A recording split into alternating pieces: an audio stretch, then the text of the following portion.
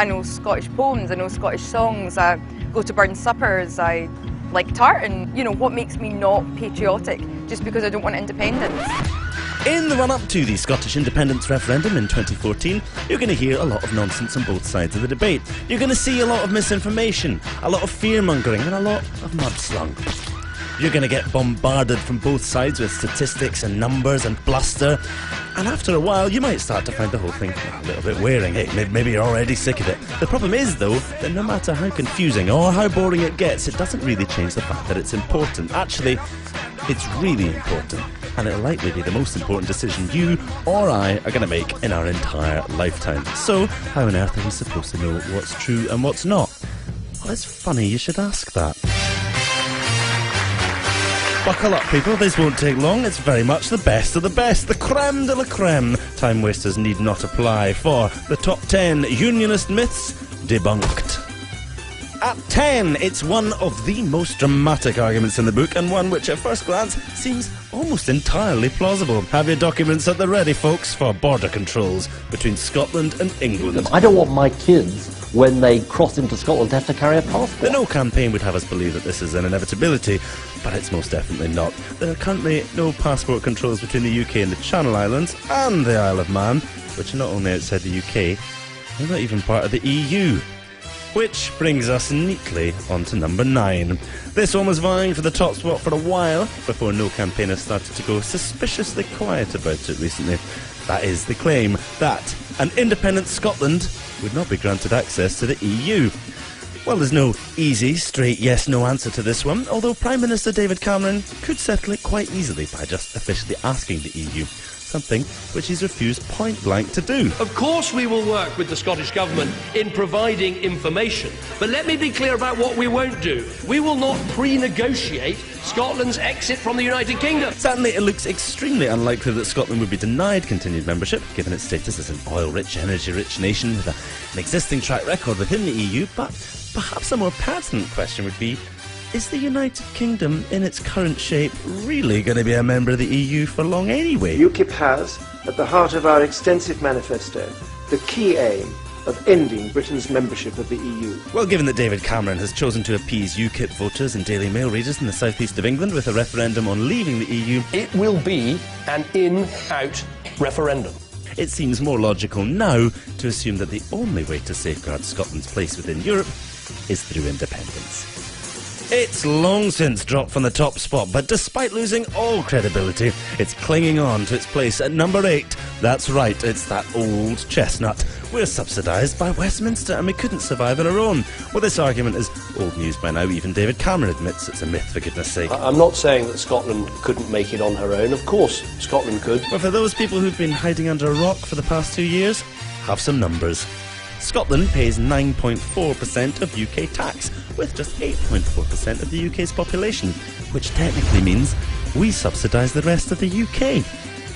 And a report last year from the Centre of Economics and Business Research, which sounds fairly impressive, I mean it's got the word centre and economics in it, concluded that Scotland received no net subsidy. In at 7, it's the UK Armed Forces. Scotland would be defenceless and lose thousands of military jobs. Well, sure, we might not be able to send troops off to invade Middle Eastern countries in direct contravention of international law, but well, we never really wanted to do that anyway. I'm doing it because I think it's the right thing to do. Seriously though, Scotland's share of defence spending is about 3.5 billion a year, of which less than 2 billion is actually spent in Scotland. So, even if we kept up defence spending exactly as it is now, we'd end up with 1.5 billion extra to play with, which should be nice. The thousands of jobs, though, that would supposedly be lost refers largely to the Clyde shipyards, who rely on the Royal Navy for contracts, although there's actually no reason that defence jobs in the Clyde would stop post-independence. In fact, it's even been suggested that they could do even better. At 6, like a bolt from the blue, it's an appeal to our good neighbourliness. We would be dooming England to perpetual Tory rule. On the face of it, this one does sound quite likely, and assuming that all Scots hate the Tories, which obviously we do, it seems a bit cruel to just dump them on the English. The thing is, though, we wouldn't. The idea that Scotland has any influence whatsoever over Westminster elections is a bit of a myth. Let's take a look. The 1945 Labour government, without Scotland's votes, would still have been Labour. The 1950 Labour government would still have been Labour. The 1951 Tory government would still have been Tory. 1955 would still have been Tory. 1959 would still have been Tory. The 1966 Labour government would still have been Labour. 1970 would still have been Tory. 1974 would still have been Labour. The 1979, oh my God, it's Thatcher Tory government would still have been Tory. 1983 would still have been Tory. 1987 would still have been Tory. 1992 would still have been Tory. The 1997 landslide New Labour government would still have been New Labour. 2001 would still have been New Labour. And 2005, well, yeah, you guessed it. In fact, in 2010, Scotland voted exactly the same way that it did in 2005, and well, look what we ended up with. Not quite the same thing we had in 2005, that's for sure. I mean, look at it, it's got two heads this time. On to the home straight now, and in at number 5, it's all about Alex Salmond and the SNP. We have a majority SNP government in the Scottish Parliament. That is not a democratic place in the conventional sense. It is a dictatorship of one man sitting in Bute House. Yep, Alex Salmond is a bit like a dictator, and the SNP want to create a one-party state. In all fairness, this kind of chat is pretty common amongst opponents of popular politicians. We're just not that used to it in this country because we don't tend to get many popular politicians. Venezuelan President Hugo Chavez, for example, is maligned by his opponents as a dictator and a tyrant, despite being democratically elected to office no less than 4 times. I knew there were some dictators around the world. Hugo Chavez now admitting in a speech that went widely undocumented, by the way, that he chews cocoa. The guy's a maniac. I mean, he's a clown, he's a maniac. Would you invite Hitler to lunch? I mean, would you invite Charles Manson to sit down and tell you how to run his life? Likewise, Evo Morales, president of Bolivia, despite garnering over 64% of the popular vote. And if those examples are maybe a little bit too exotic, let's try something a wee bit more Western. I think we've all heard of this guy. A dictatorship? A power grab? Former Speaker of the House Newt Gingrich says President Obama is making the biggest power grab in American history and moving America towards a dictatorship. I think dictatorial is a strong word, but it may frighteningly be the right word. So basically, if you're popular and even favour just a tiny bit of change from the status quo, you'll get called a dictator by your opponents. Alex Salmond isn't a dictator, he's the democratically elected First Minister of Scotland. Love him or loathe him, you have to accept that he's currently the only leader in the whole of the UK with a democratic majority. Check it if you don't believe me. The SNP's ultimate purpose is independence, of course, but that doesn't mean that independence or the Yes campaign is all about the SNP. Far, far from it. It's just easier, if you're against it, to pretend that it's a political party than accepting that it's a movement. The most likely thing, of course, that would happen after independence would be a breaking up of the SNP into different groups who would no longer need to present a united front in support of independence. The same, of course, would go for SNP voters. And what about Alex Salmond? Well, having reached the absolute pinnacle of his career, having delivered his life's work, it would be pretty mental if he wanted to do anything other than retire, and who could blame him?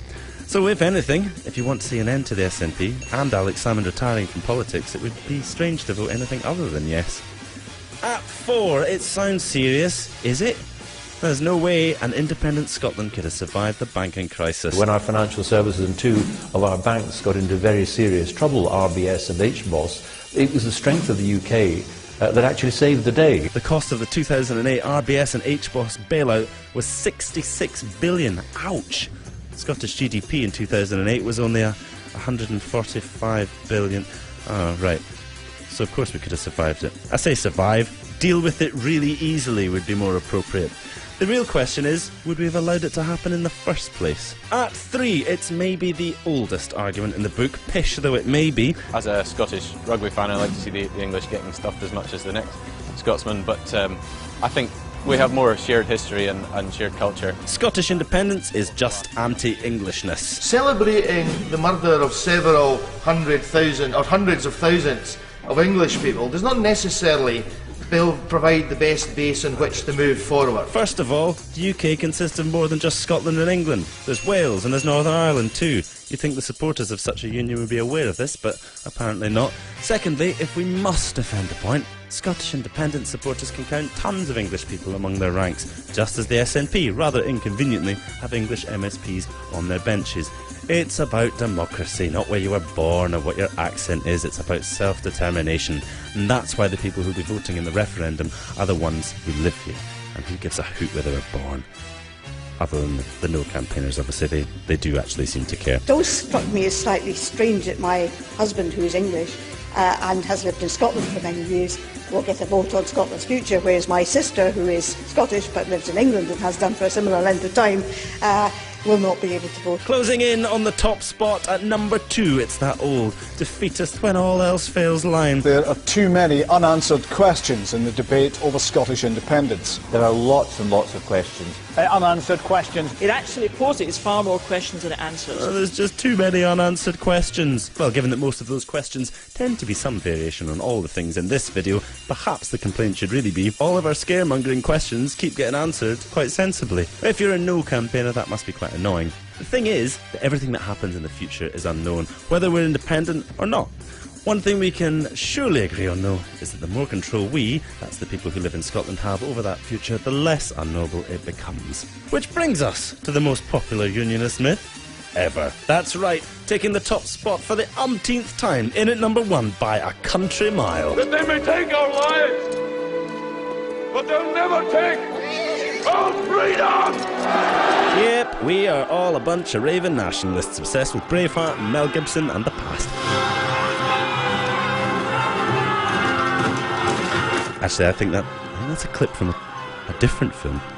That's embarrassing.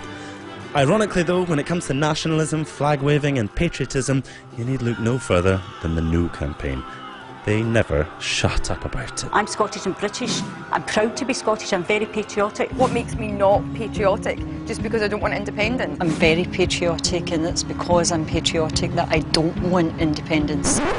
If you like this video, please share it. Share it with a yes supporter, share it with a no supporter. It's fine, they're alright once you get to know them. Not Alistair Darling, obviously, he's weird, but some of them are alright. Like it, comment on it, watch it again. Most importantly, though, stay informed and vote yes in 2014.